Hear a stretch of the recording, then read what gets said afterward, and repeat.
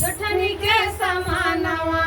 जेठ बाई सखवरा जलाए मोर गवानवा जेठ बाई सखवरा जलाए मोर गवानवा जेठ बाई सखवरा जलाए मोर गवानवा अपना त सूत पिया खेत खरिहानवा अपना त सूत सैया खेत खरिहानवा अपना त सूत सैया खेत खरिहानवा एक दिन बोलाऊ तू ना दिखावनो बहानवा एक दिन बोलाऊ तू ना दिखावनो बहानवा